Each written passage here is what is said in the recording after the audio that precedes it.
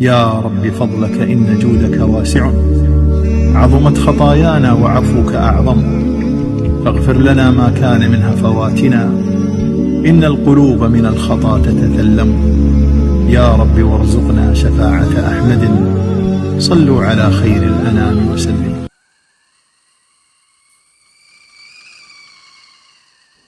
بسم الله والحمد لله والصلاة والسلام على رسول الله. اليوم إن شاء الله رح نحضر معكم وصفة فلسطينية تقليدية، هي وصفة رز القدرة، ورح نحضرها مثل المطاعم باستخدام الفخارة.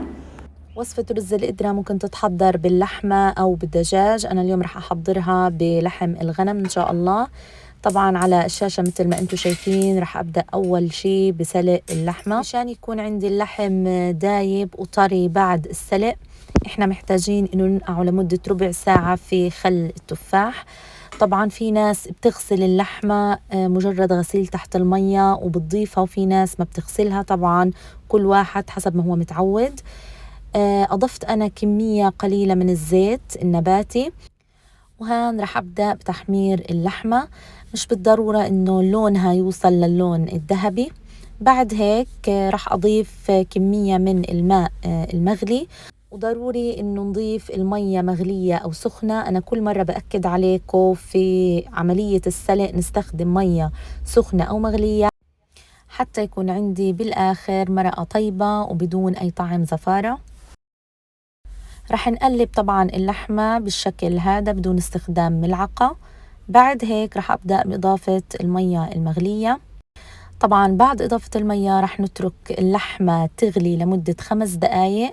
والخطوة اللي بعدها رح نشيل الزفرة أو الريم من على وجه المرقة.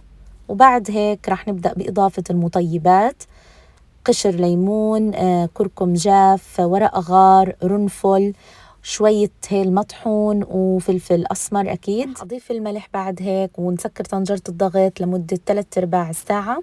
والآن رح أبدأ بتجهيز خلطة رز القدرة. طبعا مكونات على الشاشة، وهي عبارة عن رز بسمتي مغسول مجرد غسل ومش منقوع. بعد هيك معلقة كركم كبيرة، معلقة ونص بهارات السبعة، تومة بقشرها، وطبعا حمص، وأكيد بصل مقطع جوانح. في طنجرة قدر أو حلة صغيرة على النار رح أبدأ بتسوية البصل والحمص والثوم. رح أضيف كمية من الزيت النباتي، أنا هون استخدمت زيت الزيتون. في هذه الوصفة ما بنصح باستخدام السمنة أو الزبدة لأنه طعم الرز رح يختلف، مشان هيك بتقدري تستخدمي زيت نباتي أو زيت زيتون. الآن أنا ضفت مثل ما أنتم شايفين البصل الجوانح والتومة اللي بقشرها، تركتهم ليدبلوا لمدة 5 دقايق مع بعض. وبعد هيك رح أبدأ بإضافة الحمص.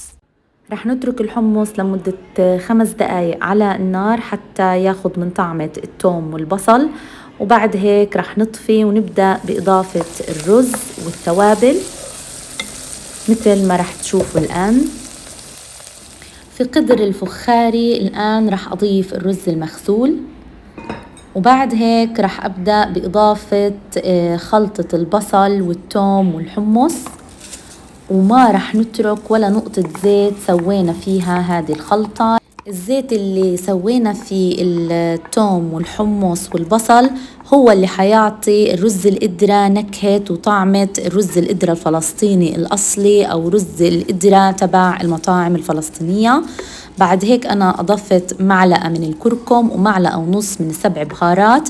رح أتأكد إنه حبات الرز شربت من الزيت اللي أنا أضفته، وتوزع البصل والحمص في كل مكان، بالإضافة إلى البهارات. مثل ما شفتوا أنا حطيت اللحمة على وجه الرز، والآن قاعدة بضيف في مرق اللحمة.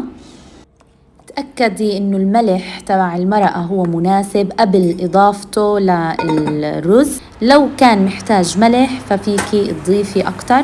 الآن رح ندخل القدر الفخاري على الفرن على درجة حرارة 180 لمدة 3/4 الساعة. وهذه كانت وصفتنا لليوم، بتمنى إنها تكون نالت إعجابكم. دمتم بحفظ الله ورعايته.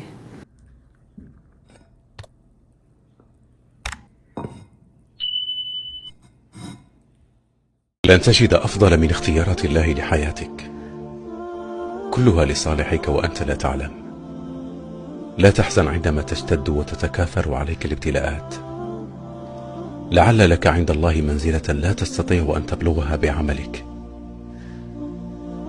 فما يزال يبتليك بحكمته بما تكره ويلهمك الصبر على ما ابتلاك به حتى تبلغ تلك المنزلة. ولا تكره شيئا اختاره الله لك، فعلى البلاء تؤجر، وعلى المرض تؤجر، وعلى الفقد تؤجر، وعلى الصبر تؤجر، فرب الخير لا يأتي إلا بالخير.